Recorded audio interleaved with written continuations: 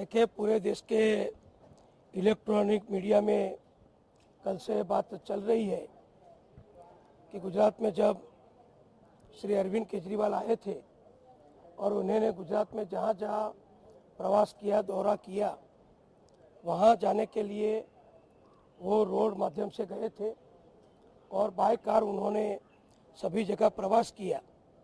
तो जहाँ जहाँ रोड पर टोल टैक्स भरने का होता है, वहाँ करीबन 15 टोल टैक्स उन्होंने पास किए हैं। तो एक भी टोल टैक्स पर उन्होंने या उनके साथ जो मोटरों का काफिला था, जिसमें 20 से ज़्यादा कार थी, इसमें गुजरात के उनके नेता साथ में थे और दिल्ली से आए हुए नेता भी उनके साथ, उनके कार्यकर जो भी थे, उन्होंने जहाँ जहाँ दौरा किया वहाँ टोल टैक्स पर कोई भी जगह उन्होंने टोल टैक्स नहीं भरा है। कई जगह से हमको जानकारी मिली है कि टोल नाके वालों ने, उनके कर्मचारियों ने उनके कॉन्वे को रोकने के लिए प्रयत्न भी किया, लेकिन कोई जगह पर उनका काफिला ठहरा नहीं और केजरीवाल ने तो टैक्स नहीं ही भरा है। लेकिन उनके साथ जो लोग थे, उन्होंने किसी ने भी ये टोल टैक्स नहीं दिया है।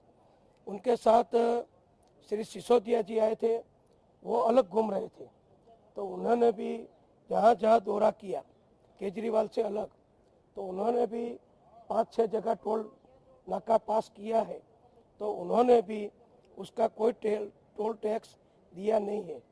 ये हम इसलिए प्रजा को बता रहे हैं कि अरविंद केजरीवाल पूरे देश में खुद अपने आप को ही, अकेले को ही प्रामाणिक मानते हैं।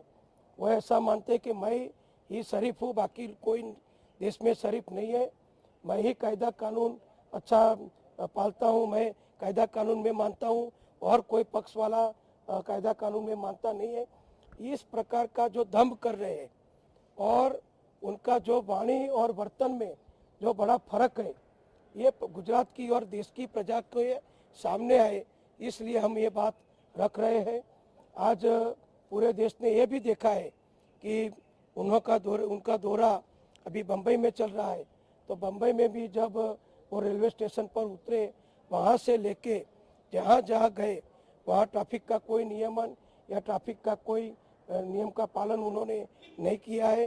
ट्रैफिक पुलिस की कोई सूचनाओं का भी पालन नहीं किया है और हर जगह उन्होंने इस प्रकार से वर्तन किया है कि समझ लो कि कोई लड़के की टोली निकली हो और मजा मस्ती से घूम रही हो, जिसके पास कोई न कानून है न कोई कायदा का जानकारी है। इस तरह से बिल्कुल बेपरवाह होके वो जिस तरह से देश में घूम रहे हैं, हम ये सब जानते भी हैं कि उनको जो मुख्यमंत्री के तौर पर दिल्ली में बंगला मिला था, वो मुख्यमंत्री जब अब नहीं है तो बंगला दिल्ली सरकार को वापस कर देना चाहिए।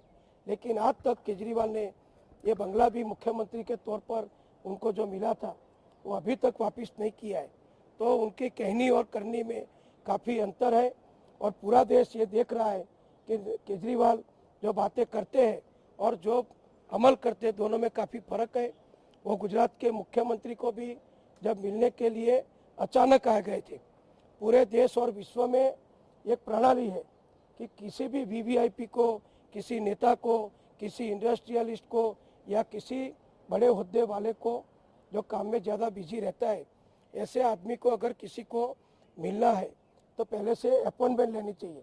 आज अगर मैं दिल्ली चला जाऊं और मैं बोलूं बड़ा प्रधान को वहाँ जाके कि मुझे आज बड़ा प्रधान से मुलाकात करनी है, मैं राष्ट्रपति भवन चला जाऊं और मैं बोलूं कि मुझे राष्ट्रपति जी से मुलाकात करनी है, तो ऐसा नहीं हो सकता है। पहले से अपॉइंटमेंट लेनी पड़ती है, क्योंकि उनके भी अनेक कार्यक्रम और मीटिंग वगैरह तय हो चुके होते हैं। ये सब अरविंद केजरीवाल को जानकारी थी, लेकिन चीप पब्लिसिटी के लिए उन्होंने अचानक तय किया कि मैं गुजरात में गांधीनगर जाके नरेंद्र भाई मुख्यमंत्री को मिलूं। उन्होंने कोई अपॉइंटमेंट नहीं ली थी। उनका गुजरात का दौरा पहले से फाइनल था, तो वो चाहते तो दिल्ली से वो अपॉइंटमेंट ले सकते थे, लेकिन उनको ऐसा कुछ करना नहीं है। उनको खाली सस्ती पब्लिसिटी चाहिए, चीप पब्लिसिटी चाहिए, इसलिए वो गांधीनगर चले आए। और मुख्यमंत्री जी जब काम में व्यस्त थे और लोगों से मुलाकात कर रहे थे, सरकारी कामकाज कर रहे थे, ऐसे समय में आके उन्होंने बोला कि मैं आपको मिलना चाहता हूँ। ऐसी बालिश हरकत वो जब करते हैं तो बालिश हरकत भी करते हैं, बालिश वर्तन भी करते हैं और कायदा कानून बंधारण किसी का पालन करने की उनकी कोई चेष्टा नहीं है। ये सब गुजरात की और देश की प्रजा देख रही है।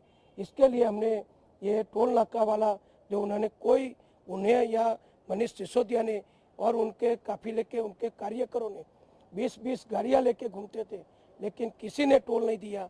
ये बात हम देश के सामने इसलिए रख रहे हैं। बात छोटी है लेकिन वो आदमी कायदा कानून को बिल्कुल मानता नहीं है और अपनी मनमानी में से ही चलता है। ये हम देश के सामने इस एग्जाम्पल के द्वारा सबको बताना चाहते हैं। देखिए, कोई वीआईपी आता है, केजरीवाल दिल्ली के पूर्व मुख्यमंत्री है, तो उनको पायलटिंग दिया होगा और आप सब जानते हैं कि जब वो एयरपोर्ट पर उतरे उसी दिन भारत सरकार ने चुनाव कमीशन ने पूरे देश में लोकसभा की चुनाव की घोषणा की थी। तो उस मिनट से ही पूरा तंत्र वो चुनाव कमीशन के अधीन हो जाता है। अब देश में उस मिनट से लेके जब तक चुनाव खत्म नहीं हो जाता, आदर्श आचार संहिता पूर्ण नहीं हो जाती, तब तक रैलियां करना, सभाएं करना, रोड शो करना या चुनाव के लगती हुई कोई भी कामगिरी करना, वो सब इलेक्शन कमीशन के और उसके तंत्र के अधीन है। तो उसमें गुजरात सरकार का कोई रोल नहीं है।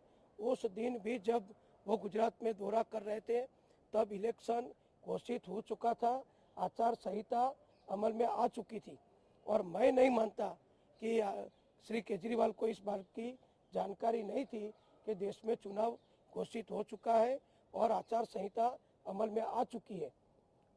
फिर भी इतनी जानकारी होने के बावजूद भी उन्होंने आचार संहिता के अमल के दौरान करने वाली जो कार्यवाही है, कुछ भी कार्यवाही नहीं की और 20-20 गाड़ियों का काफिला लेके वो घूमते रहे और इलेक्शन कमीशन की जो गाइडलाइन है उसका उन्होंने भंग किया।